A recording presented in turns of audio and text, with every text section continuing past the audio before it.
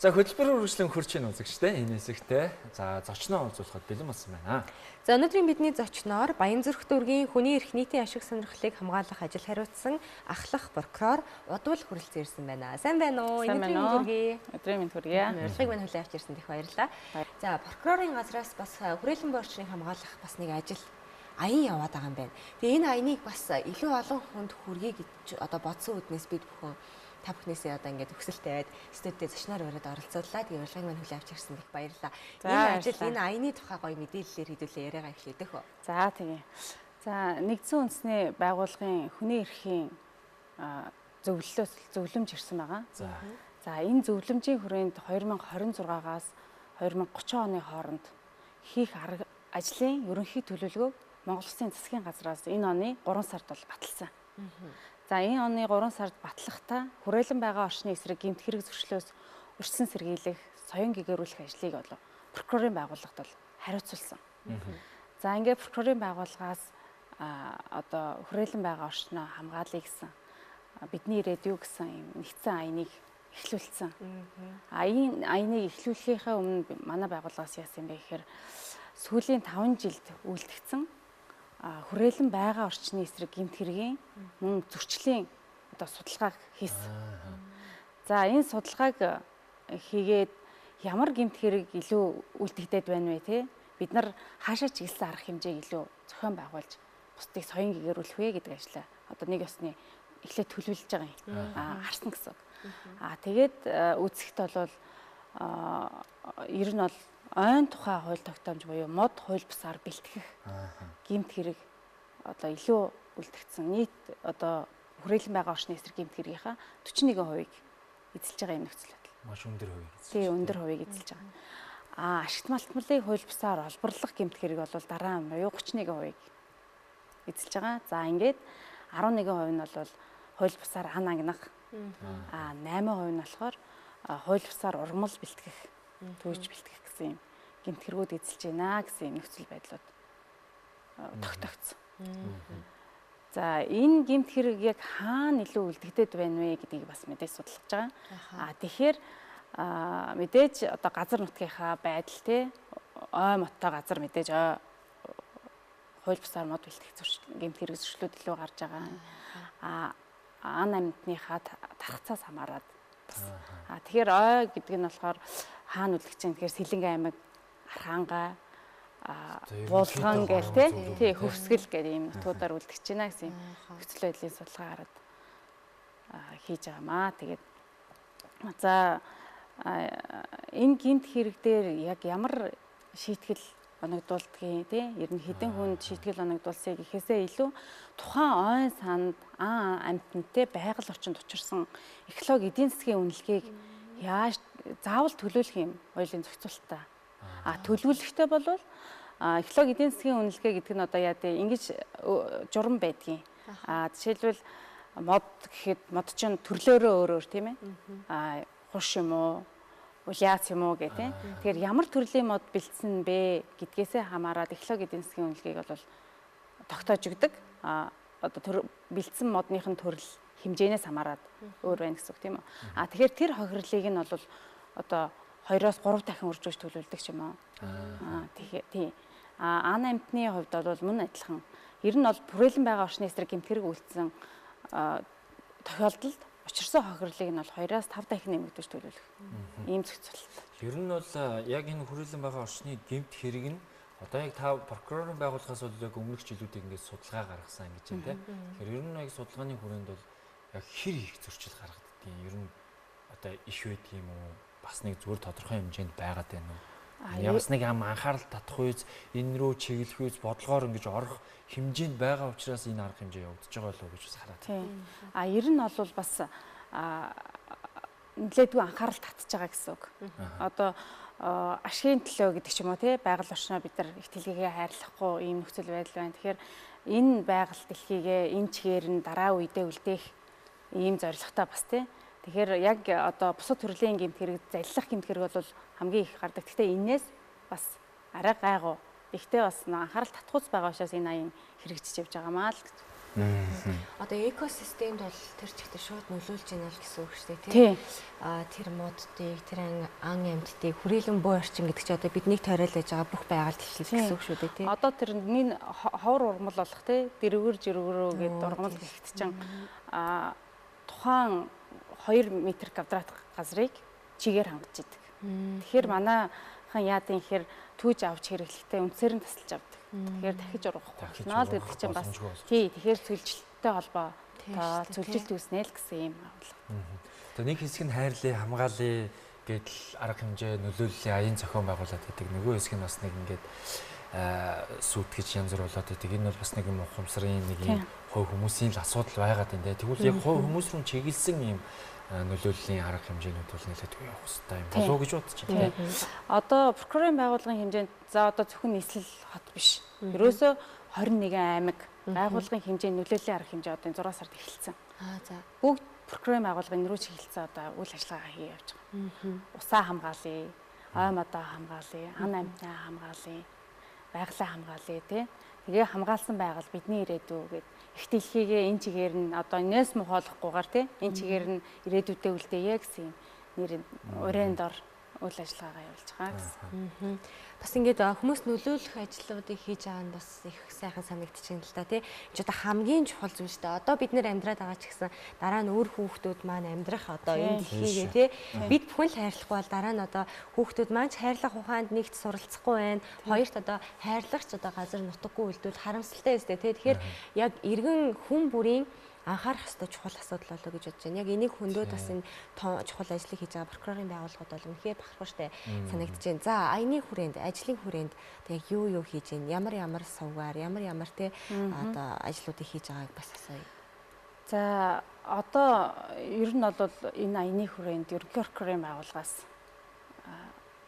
бидрийг чиглүүлээ те. Бусад нэгжүүдийг чиглүүлээд одоо сая бол урмлаа хамгаалъя гэд аян эхэлсэн. Яг одоо жишээлбэл ой ургамал одоо тий байгаль орчин цөлжил гээд энэ нэгдсэн ингээд төлөвлөгөөтэй явж байгаа гэсэн үг. Тэгээд дор хаяж одоо байгалаа хамгаалъя гэдэг чинь машины та хэд явцсныг харсан уу тий машины зам нэг л замаар явъя тий энэ олон замаар ингээд яваад ах чинь хөрс гэмтэж байна гэдэг байдлаар одоо мэрэгжлийн хүмүүсийг уриалж энэ аян татан оролцуулж байгаа. За олонний танил хүмүүсийг тий байгалаа хамгаалъя гэдэг байдлаар уриалж байгаа.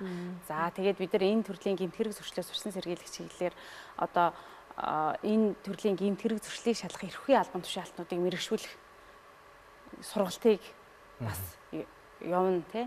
Тэгээд иргэдээ соён гэгэрүүлэх ийм сургалт үе шаттай арга хэмжээтэй байна. Ерөнхийдөө нэг сошиал платформор тий одоо Facebook гэдэг зэрэгээрэл хүргэж байгаа. Одоо чи яг ингээд нэг ид аял зугаалгын үе ер нь яг байгаль руу ер нь манайхаа яг ингээд тараад нэг явцгаачдаг цаг үе шүү тий. Тэгэхээр чи яг л энэ цаг үед л бид нар яг тэр одоо байгаль орчин хүрээлэн байгаа орчноо хамгаалах. Ядаж хогоо хаяхгүй авч явъя тий гэдэг байдлаар уриалал бас явж байгаа манай. Яг л одоо хүний л юутай яагаад байна л та оролцоотойгоор энэ экосистем ер нь одоо ингэж эвдэлдэг. Ер нь бол яг хүний оролцоотой байна. 30 он хүртэл төлөвлөгдсөн байгаа. Ер нь бол тий хүрээлэн байгаа орчны эсрэг гэмт хэрэг зөрчлөөс урьсан сэргийлэх чиглэлээр ер нь засгийн газрын нөгөө төлөвлөгөө нь 26-аас 30 оны юм нэг одоо хүний эрхийн үндэсний комиссаас ирсэн хүний эрхийн үндэсний комиссийн зөвлөлөөс ирсэн төлөвлөгөө. Ерөнхийдөө 30 он гэж байгаа боловч цаашаагаа бол мэдээж үргэлжлээд байх ёстой. Заавчгүй ингэж хамгаалах. Бид хэд байгалаа хамгаалж энэ ирээдүгээ бас тий ирээдүйдээ үлдээнэ гэдэг байдлаар. Одоо бол хүн болгоныг энэ аянд гоё хамрагтаасаа энэ аянд оролцоосаа л гэж хүснээрээ оролцох нь одоо маш амархан байгаад байна шүү дээ. Хогоо хаяхгүй бай. Одоо тэр өвснөөгөөг зулгааж үнцээр аваад баймааргүй байна. Тэр модыг хуглаад одоо тариад баймааргүй байна. За тэгээд тэр ан амьсдыг агнаад идээд баймааргүй байна гэдэг тал дээр л одоо та бүхэн маань анхаарал өгөх юм бол энэ аянд оролцоод байгаа юм байна. Тэгээд мэдээж одоо манай Монгол хүмүүс те чадах байх гэж бодож байна. Яг хоо нөлөөллийн ажлуудыг ингээ сайн хийгээд ирэх учраас нэгэндээ бас ингээ шаардлага тавих нь бас ихсэх болов уу гэж бас бодож байна л да тий. Зөвшөөрөл одоо жишээлбэл зөвшөөрлийг аваад модоо бэлтгэх юм бол хаанаас мод бэлтгүүл те тэр болох вэ гэдэг зөвшөөрөл өгөх байхгүй юу. Тэгэхээр зөвшөөрлгүй бэлтгэхэр чинь нөгөө нэг мэдээ хаанаас бэлтгэх мэдхгүй зүгээр л цахаасан гараад яг энэ газраас бэлтгэх ч юм уу. Зөвшөөрөл өгөх юм бол одоо шигүү ургасан газраас нь зөвшөөрлийг өгж байгаа шүү дээ чинь тий. Мэргэжлийн хүмүүс мэргэжлүүд яг энэ хэсгээс нь авна шүү гэдэг байдлаар зөвшөөрлж өгж байгаа байхгүй юу. Тэгэхээр энэ яг хэрэгцээндээ тийм ээ ашиг олох зорилгоор бас яг ингээд шалтгаан нөхцөлийн судалгаар бас ашиг олох зорилготой бас аж ахуй нэгжүүд үлдэж байгаа олон их хвчлэн ашиг олох зорилготой байгаад байгаа юм. Иргэд бол яг хөө тийм амжиргаагаа мөн одоо нөгөө модоо би хууль бусаар бэлтгэж зарах ч юм уу тийм ийм нөхцөл байдлууд бас ажиглагдаад байгаа байхгүй. Тэгэхээр аль болох ер нь зөвшөөрөлтэй газраас зөвшөөрөлтэй цаг хугацаанд нь зөвшөөрлийг авч одоо бэлдэж агнах агнаач л гэж хэлэх. Тэгээ одоо энэ модон дээр жишээ нь тий одоо нөгөө хортон шавьчтай ч гэдэг юм уу тий одоо заавалчгүй одоо тэр одоо тайрах шаардлагатай тэр моднууд бас байдаг ой мэрэгчлээ өнөөсөө сонсож ийла. Тэгэхээр зөвшөөрөл авах хэрэгтэй гэдэг юм байна шүү дээ. Ер нь бол прокуроруудын яг хийх ажил биш байгаа даа. Энэ зүгээр санаачилж байгаа зүйл байгаа даа шүү дээ. Тэнгүүт бүх 21 аймаг руугаа ингээд явахаар тэнд байгаа байгууллагуудтай хамтран ажиллах асуудал үүсэж байгаа. Тийм, хамтран ажил. Одоо жишээлбэл прокурорын байгууллагаас чинь гэмт хэрэгээс урьдчилан сэргийлэх салбар зөвлөлтөөгөө хамтраад энэ ажлыг хийн цагдаагийн байгууллагатайгаа хамтраад тийм тийм. Одоо хамтрах ямар байгууллагууд байна? Бүх байгууллагатайгаа хамтарна л гэсэн үг. Тэгээд гэмт хэрэг зөрчлийн улмаас учирсан төр нийтэд учирсан хохирол байна уугүй юу? Судалгаа хийн. Ийм байх юм бол тэрийг төлөвлөх арга хэмжээ авнаа л. За хэвээ маш гоё төслийг санаачилгыг нөлөөллийн аяныг эхлүүлсэн яг ингэж явж байгаа юм байна. Хэдийгээр 30 он гэж байгаа ч гэсэн энэ бол цаашаага байнга л ингэж хэрэгжих ёстой юм үйл ажиллагаа юм болов уу гэж харж байна. Тэгээ та бүхнийхээ бас энэ ажилд нь амжилт хүсье. Бид бүхний бас ярилцах хугацаа өндөрлөх төсөн мэдээ үзэгчдээ бас яг тодорхой хэмжээний мэдээллийг хүргэж чадсан болов уу гэж бодож байна. Тэгээд ер нь яг энэ талаарх мэдээллийг хамтран ажиллая ингэж хийе гэж байгаа хувь хүн байгуулах ч гэдэг юм уу юу гэдэг тийм хүмүүсийг яаж хандаж холбогдох вэ? Одоо нөлөөллийн арга хэмжээнд оролцъё тий байглаа бас би хамгаалъя гэсэн хүн байх юм бол одоо энэ прокурорын улсын ерөнхий прокурорын газрын олон нийтэд харилцах алба гэсэн пэйж хуудас байна. Тухайн 21 аймаг нийслэлийн 9 дүүргийн пэйж хуудасууд байна. Яг өөрийнхөө нэрээр одоо жишээлбэл Баян Цэрэг дүүргийн прокурорын газар гэдэг монголоор бичсэн. Энэ пэйж хуудас дээр тавигдж байгаа арга хэмжээнүүдийг одоо бусдад түгээ шеэрлж өгч болно тий. Тэгээ арга хэмжээ нэгдэж байгаа талаараа бусдыг уриалж болно. Тэгэхээр олонний танил хүмүүс гэхээс илүү бас нэг олон дагагчтай ч юм уу тий. Ер нь нэгдэж байгаа хинч байж болно. Тийм. Тэгэхээр ингэж л одоо байгалаа хамгаалсан байгаль бидний ирээдүй гэсэн нэгдсэн арга хэмжээг мань дэмжиж оролцож байгаа гэсэн юм. Хэлтэй байна. За маш их баярлалаа. Тэгээд манай үзэгчид бас сайхан түгэж өгөх байхаа гэж бодож байна. Тэгээ сайхан сэтгэлтэй хүмүүс идэв шүү дээ тий. Ер нь бол одоо үр хүүхдтэй ээж тэр үлгэрлээд эргэн тойрныхаа хүмүүстэй ч гэсэн бас нэг шаардлага тавиад явах юм бол энэ асуудлаас цаашдаа ингэж дарагдаж тий одоо хэрвээ мод бэлтгэх хэрэгтэй байгаад байгаа зөвшөөрлийг нь ядаж авдаг тийм одоо мэдээлэл мэдлэгтэй хүмүүс одоо болох болов уу гэж бодож байна. Тэгээд маш их баярлалаа танд. Баярлалаа. За яг судалгааны хүрээнд бол судалгаа хийгдсэн байгаа өмнөх жилүүдээ. За энэ хүрээнд бол маш олон одоо хохирол мэдээж байгаа л ах гэж бодож байна. Яг хэр хэмжээний хохирол гарсан байна, хэрхэн яаж барагдуулсан байдгийг тэр тийм тоо судалгаа бол байгаа ах та. Байгаа. Нийт одоо 25 тэрбумын төгрөгийн хохирол байгаль орчинд учирчээ гэсэн юм судалгаа байгаа юм. Өмнөх жилүүд. Тийм. Судалгааны тэрнээс 6 тэрбум төгрөгийн хохирол нь бол нөхөн төлөгдсөн. Бусад хохирлын мэдээж нөгөө төлөвлөхээр ажиллаж байна л гэсэн үг. Энэ ч нөгөө нэг шүүхээр шийдэгдсэн хэрэг дээр ярьж байгаа болохоор тий шүүх төлөвлөхээр заана 6 тэрбум төлөгдөнө. Тэгээд шүүхийн шийдвэр гүйцэтгэх байгууллагад үлдсэн мөнгөний төлөвлөх арга хэмжээ авч байна. Яагаад ийм их байгаа юм бэ гэхээр бас нөгөө нэг би өмнө нь хэлсэн шүү дээ тий үржүүлж хохирлыг тооцдог гэд. Тийм. Хоёр хохирлыг экологийн эдийн засгийн үнэлгээгийн 2-оос 5 дахин үржүүлдэг. Яг ямар ургамлын ямар амьтан вэ гэдгээсээ шалтгаалаад одоо үржүүлэх нь өөр гэсэн үг байхгүй. Тэгээд бас энэ гэмт хэргийн нэг онцлог нь юу юм гэхээр одоо хууль бусаар ашигт малтмал олборлоод гэмт хэрэг гэж тооцогдох юм бол хууль бусаар ашигт малтмалыг олборлосноо техник, тоног төхөөрөмж, хураах, улсын орлого болох юм. Хуулийн бас. За тэгээд тэр газар хөрс шороо гэмтээсэн яасан хийсэн гэх. Тэгээд бүгдийг одоо хэвийн байдалд буцаж оруулах. Тийм. Экосистемд нөлөөлсөн л бол ял шидэглийг бол заавалч хүртдэг юм байна гэдгийг л бол ойлгох хэрэгтэй хана штэ тий. Тэрнээс гадна хохирлоо заавал тулна. Тухайн гэмт хэрэг зөрчлийг үлдэж хэрэглэсэн эд зүйлийг үлцэн орлого болгодог гэсэн. Тэр үлдэгдэж байгаа тэр хэрэг тэр газар хөрс шороог ингэж гэмтээж байгаа нь зөрүүлээд яг эргээд ард бидэнд бас нөлөө үзүүлээд байгаа тэр нь тийм шүү дээ. Одоо саяны бас нэг харамсмаар хэрэгүүд ингээл ер нь янз янзын юм зүйлсүүд бол шууд нөлөөгөө үзүүлж эхлэв та. Одоо тэгэл ашигт малтмал их чинь усны голдрлыг өөрчлөх ч юм уу тий.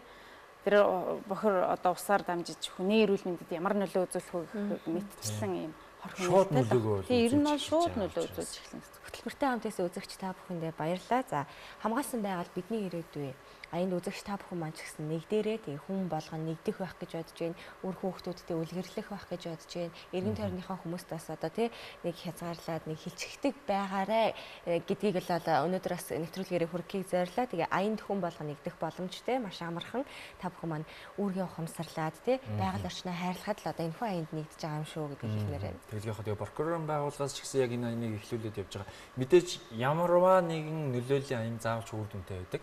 Тэгэхээр энэ аян ч гэсэн урт хугацаанд маш их үр дүн өгөх болов гэж бол харж байна. Тэгээ та бүхэндээ бас ажил хөдөлмөртөөс өндөр амжилтыг хүсэж байна. Баярлалаа. Та хоёрын ажилд бас ажлын амжилт хамгийн сайхныг хүсье. Баярлалаа.